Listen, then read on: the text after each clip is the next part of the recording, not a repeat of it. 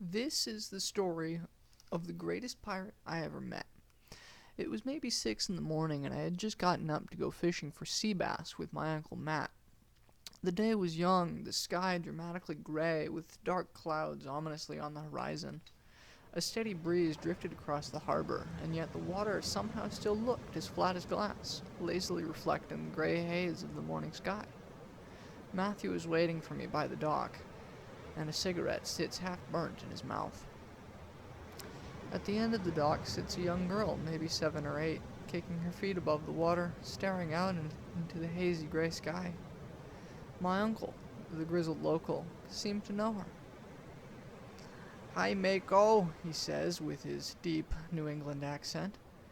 She turns, slowly and dramatically. "There's gonna be a hurricane," she says, almost emotionlessly. My uncle scoffs. "Hurricane? Nah, this is nothing."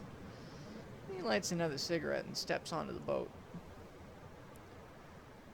"Untie us," he orders. I obey, giving the boat a push away from the dock. Soon the harbor is getting smaller and smaller behind us, but the waves seem to be doing the opposite. The waves push our tiny boat around more and more the further we go. Old lyrics about a fateful trip aboard a tiny ship fill my brain. Will I end up like Gilligan, or will I just drown? Matt pipes up. "Hey kid, you know how to swim, right?" Yeah? I give an uneasy reply. "Good. When you fall overboard, don't panic. I'll come back for you." "When I fall overboard?" "Don't worry about it." Matt lights another cigarette. I stare back into the blue and gray expanse all around us, and the waves get higher. A little later, Matt pipes up again. "Hey, by the way, ride's about to get a little bumpy." "A little bumpy," I say.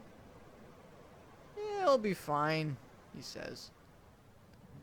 And he's not wrong. The ride gets indeed bumpier, and we fall into a trough between waves, and all around the boat, all I can see is water. I can't see the horizon anymore. Just water. Matt casts a rod into the blue, and he hands it to me.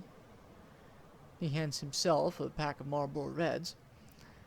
Soon I feel a tug on my rod, and something is on my line. I think it's quite big. And I don't think it's quite happy about being on my hook.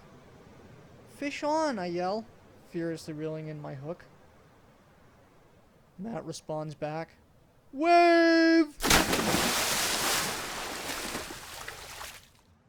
An 8-foot wave slams the boat right on its side. All of a sudden, the deck is no longer below my feet. Matt turns and he grabs the rod, like he knows what he's doing or something.